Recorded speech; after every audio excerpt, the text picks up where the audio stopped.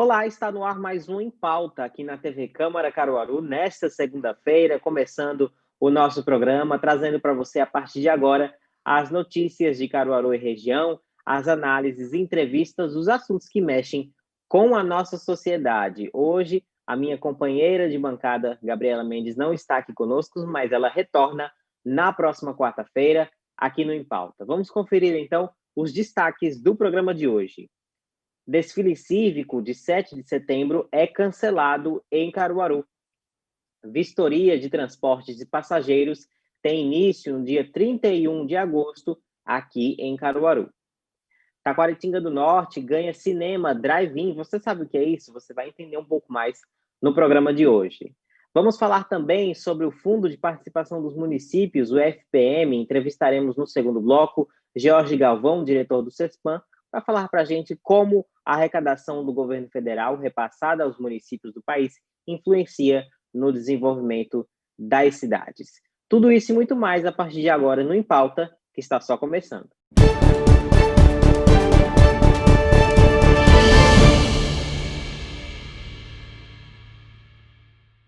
Vamos começar então o nosso programa falando sobre o desfile do dia 7 de setembro, né? A comemoração que marca o Dia da Independência do Brasil. Aqui em Caruaru, o desfile desse ano foi cancelado. A prefeita Raquel Lira fez o anúncio do cancelamento dos desfiles na semana passada.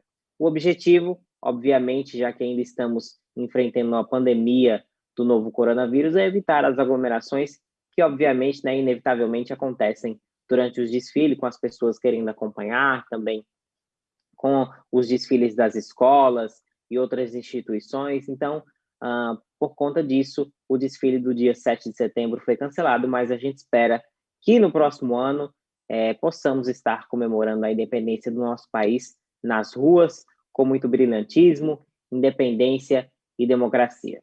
Vamos falar agora sobre a Destra, que anunciou na semana passada a vistoria dos transportes escolares, táxi e mototáxi a partir do dia 31 de agosto e segue até o dia 31 de novembro, tá? Essas categorias, como eu falei, o transporte escolar, o táxi e o mototáxi devem retornar para as vistorias. Quem tem mais detalhes para a gente sobre esse assunto é a gerente de transportes da Destra, Kétila Santos. Vamos conferir. No próximo dia 31 de agosto, nós vamos estar retomando as vistorias dos transportes 2020. O usuário pode ligar para o número 3723-2838 para fazer o agendamento, comparecer à autarquia e solicitar autorização para realizar o pagamento do alvará na Receita Mercantil. Após esse pagamento, ele só aguardar, a partir do dia 31 até o dia 30 de novembro, nós vamos estar realizando as vistorias nas categorias de mototáxi, transporte escolar e táxi. É só comparecer à Destra com toda a documentação, que é a mesma que é exigida todos os anos para a atualização do cadastro, com o veículo, e no pátio da Destra essa vistoria é feita pelo vistoriador, o selo 2020 é colado e o usuário está apto para realizar o seu trabalho durante o restinho do ano e o comecinho do próximo. E o assunto agora é cultura. Na semana passada, Taquaritinga do Norte deu início às exibições em um cinema estilo drive-in. Você sabe o que é isso? Você lembra como funciona os cinemas drive-in, né, que é a tela lá do cinema, em um estacionamento onde as pessoas podem acompanhar os filmes diretamente dos seus veículos, né? E por conta da pandemia do novo coronavírus, muita gente não está podendo, né, curtir os filmes numa sala de cinema por conta da aglomeração, né? Os cinemas ainda também não voltaram às suas atividades, mas algumas cidades inovaram, trazendo o cinema drive-in, né, que era utilizado bastante ali por volta dos anos 50, 60, e agora retornaram para que a população possa acompanhar os seus filmes prediletos no conforto do seu carro, com segurança, com máscaras, distanciamento e etc. A gente vai conferir um pouco dessa iniciativa lá em Taquaritinga do Norte, através de um vídeo feito pelo pessoal do Hotel Fazenda, e a diretora dele, Rosa Silva Munhoz, conta um pouco sobre esse assunto. Vamos conferir. Meu nome é Rosa, faço parte aqui da diretoria também do Hotel Fazenda. E para a gente tem sido uma satisfação poder trazer mais uma oportunidade, mais uma opção de lazer aqui para a nossa população em Taquaritinga do Norte. Aproveitar para agradecer a parceria dos nossos parceiros, da Prefeitura de Taquaritinga, que nos deu todo apoio junto com o comércio local. E os nossos clientes puderam vir se divertir com segurança. Para isso, a gente procurou atender todas as medidas de segurança exigidas pelo Ministério da Saúde, para que eles possam se divertir e também usufruir do hotel, onde vários clientes que estavam hospedados puderam assistir o filme da própria janela do seu apartamento e poder inovar diante de uma pandemia com algo desse tipo, um cine drive-in, para a gente ter sido gratificante, ter sido positivo e com certeza isso vai render bons frutos para a nossa economia local. E o Em Pauta faz agora uma pausa rápida para o intervalo, mas não sai daí que daqui a pouco a gente volta.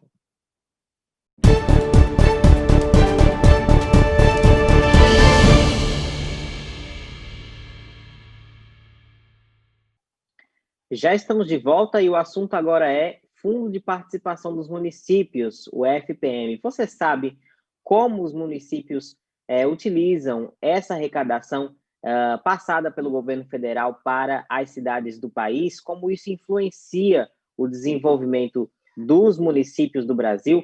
A gente vai conversar agora sobre esse assunto com Jorge Galvão, diretor do CESPAM. Doutor João Américo, seja bem-vindo mais uma vez ao Em Pauta, para a gente conversar sobre o FPM, o Fundo de Participação dos Municípios. É um prazer ter o senhor de volta aqui no Em Pauta. Eu que agradeço o convite, Leonardo, cumprimentar todos os telespectadores da TV Câmara e dizer que é um prazer sempre renovado estar aqui com você e discutir um tema tão relevante e importante que é finanças públicas.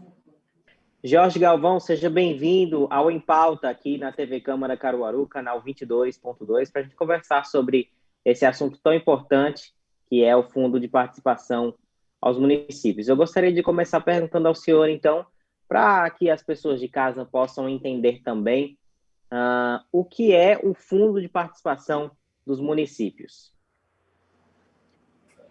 Bom dia, Leonardo. Bom dia, doutor João Américo, e a todos os telespectadores da TV Câmara. Para nós do CESPAM, é uma satisfação participar desse programa. Eu vou contextualizar o tema, mas vou fazer um preâmbulozinho para que os telespectadores compreendam a matéria com mais facilidade. O Congresso Nacional aprovou o pedido de reconhecimento de estado de calamidade pública enviado pelo presidente da República através do decreto legislativo número 6, do dia 20 de março. Esse reconhecimento foi necessário em virtude da pandemia do coronavírus Covid-19 para que fossem tomadas medidas de proteção social e de saúde em favor da população. Diante da gravidade da pandemia, houve necessidade de isolamento social destinado a reduzir a circulação do vírus e para que o sistema de saúde pudesse suportar a grande demanda, tendo como consequência a redução das atividades econômicas e da arrecadação dos tributos pelos entes federativos. O FPM é um tributo, e o FPE também, é um tributo, é um fundo decorrente da arrecadação dos impostos de renda e impostos sobre produtos industrializados. No caso do FPM, depois da arrecadação líquida, ou seja, todo mundo paga o imposto de renda e as indústrias pagam o IPI, e desse bolo arrecadado, o governo federal devolve as restituições de imposto de renda, do valor líquido, 22,5% é transferido para os municípios de acordo com os critérios de uma lei complementar federal e estabelecido para cada município o coeficiente pelo TCU anualmente, e para o FPE dos estados e Distrito Federal entra só 21,5% desse valor.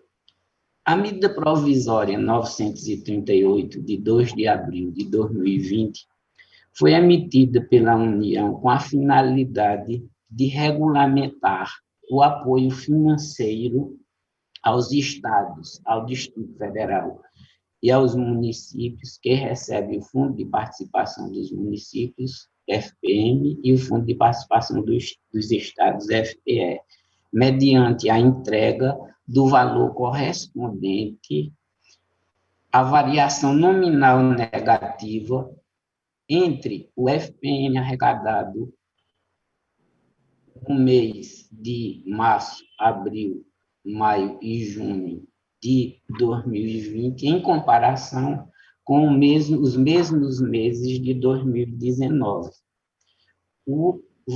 Para os estados e o Distrito Federal, a mesma coisa. Vamos particularizar para o FPM. Mas o valor global para esses dois fundos, desse apoio financeiro, foi de 4 bilhões de reais mensais, fazendo um total de 16 bilhões de reais no período de 4 meses, de março, abril, maio e junho de 2020, como já disse, em comparação com o mesmo período de 2019. Então, foi isso originalmente. Nós temos os valores globais. A gente pode citar para vocês que a diferença do FPM de março de 2020 em relação a março de 2019 deu 532.132.667,21. No mês de abril, comparado com abril de 2019, deu uma diferença de 484.007.809,10. Aí, veja, no mês de maio, quando estava o país quase todo parado, a arrecadação foi pequena e a diferença foi de 2.372.872.467,83. No mês de junho, já começou a ter algumas atividades econômicas retornando. A diferença foi de 1.666.133.735,80. Aí encerrou a medida provisória 938, mas toda medida provisória, para poder ser convertida em lei, precisa ser aprovada pelo Congresso Nacional. A Lei 14.041, do dia 18 de agosto de 2020, foi a conversão dessa medida provisória 938 que eu citei. Todavia, o Congresso Nacional, ao apreciar uma medida provisória, ele pode mudar a sua redação. E foi aí que o Congresso fez o seguinte: resolveu colocar dispositivos que ampliou de março para novembro. A medida provisória original só ia até o mês de junho e foi estendido até o mês de novembro. E o limite mensal, que era de 4 bilhões, foi baixado para 2 bilhões e 50 milhões de reais. É importante destacar o seguinte: a lei foi publicada no dia 19 de agosto. No dia 21 de agosto, o governo federal, que já tinha os dados, já viu a diferença do FPM de julho de 2020 para 2019 e transferiu a diferença. Como o mês de julho já tinha muitas atividades e a arrecadação foi relativamente boa, a diferença foi somente de 106.863.976,48. Interessante observar que é muito importante esse apoio financeiro, mas daqui até novembro, permanecendo as atividades econômicas em ascensão e a arrecadação subindo, os valores vão ser cada vez menores em relação à diferença do FPM de 2019 para 2020. Doutor João Américo. Primeiro, eu quero agradecer o convite e cumprimentar doutor George Galvão, que apresentou um panorama teórico e também uma dimensão atual de como está se comportando o FPM. Cumprimentar a todos os telespectadores que nos assistem através da TV Câmara e parabenizar pela iniciativa. Apesar do tema ser técnico, ele é muito importante, porque o FPM representa, em todo caso, uma fonte de receita importantíssima para o município. Então, nesse sentido, eu acho que a gente deveria, lógico, com a profundidade que está sendo proposta e também através da dimensão que está sendo feita aí por George Galvão, trouxe esse panorama. A pergunta é o seguinte, se vai haver, naturalmente, todo o panorama, Leonardo, é de uma retração econômica e, consequentemente, diminuição do FPM. E se pode haver algum crédito adicional, algum crédito suplementar para que o FPM não perca tanto a sua substância, uma vez que existem municípios que dependem quase que exclusivamente, Leonardo, do FPM para pagar tudo. Então, assim, a pergunta é nesse sentido. Em um cenário de retração econômica, pode haver o adicional de créditos suplementares ou créditos adicionais, só para quem está nos assistindo entender, Leonardo, é o seguinte, é o governo criar uma linha de crédito para complementar o FPM e, nesse sentido, não haver uma redução tão drástica de uma receita para os municípios tão importante. Na verdade, foi boa a participação agora com essa pergunta, porque a gente pode esclarecer. A tendência está sendo de não haver uma redução muito grande, como aconteceu nos 4 primeiros meses do ano, onde o país estava quase parado. Mas, até o limite desses recursos, o FPM é repassado de acordo com a diferença entre a arrecadação de 2019 em relação a 2020. O que a gente deve levar em conta também é o seguinte: na medida provisória, foi acrescentado um dispositivo, que era o parágrafo 4º do artigo 2º, que dizia que, caso o FPM e o FPE não sejam, as diferenças não sejam tão grandes como foi naquele período, e que ainda sobrem recursos, que no mês de novembro iria ser passada a diferença para os municípios, mas o presidente vetou esse parágrafo 4º e limitou a esse montante de recursos. Se for no TOAR, que foi a arrecadação de julho, as diferenças serão pequenas. Se voltar a ter recessão pesada, aí doutor Zé Américo está certo, João Américo está certo, poderá ainda as diferenças não serem suficientes, mas a tendência é que volte algumas atividades econômicas e tenha uma arrecadação menor, mas não tão na proporção que teve, por exemplo, no mês de maio, que teve uma diferença de mais de 2 bilhões. Veja que a diferença foi só de 106 milhões. Eu vou mostrar aqui, por exemplo, Caruaru. Na diferença de março, Caruaru recebeu 787.062 reais e 56 centavos. No mês de abril, 736.708 reais e 6 centavos. No mês de maio, recebeu 2.525.445,77. No mês de abril, recebeu 1.806.908,94. Agora, no dia 21 de agosto, referente à diferença de julho, já na vigência da Lei 14.041, que foi a conversão da medida provisória, o valor foi de 342.262,24.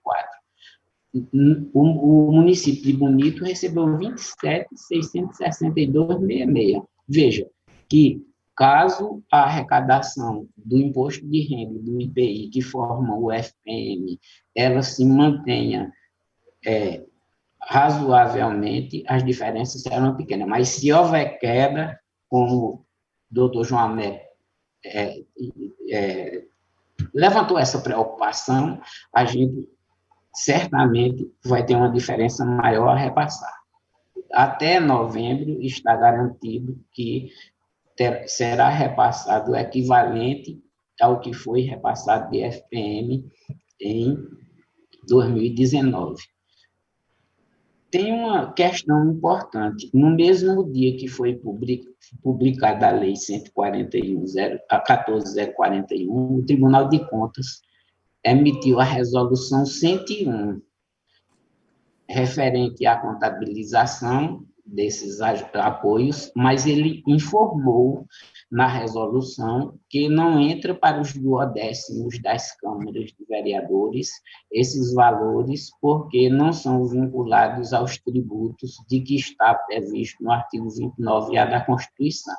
Então, a gente vislumbra que os duodécimos de 2021 poderão ser menores do que os de 2020, por conta desses complementos que eles não integram a base de cálculo, segundo a Resolução 101, de 19 de agosto, do Tribunal de Contas. É uma preocupação, notadamente, para os municípios até 100 mil habitantes, que têm uma dependência enorme do FPM para a formação do percentual que eles recebem de duodécimos. Isso é uma preocupação adicional. Tá certo, então.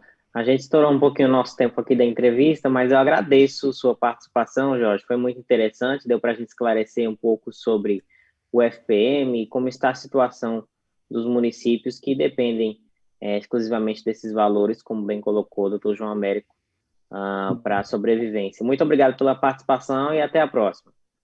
Muito obrigado, nós estamos sempre à disposição, o CESPAM, doutor Bernardo, todos nós aqui à disposição de vocês, na hora que precisarem.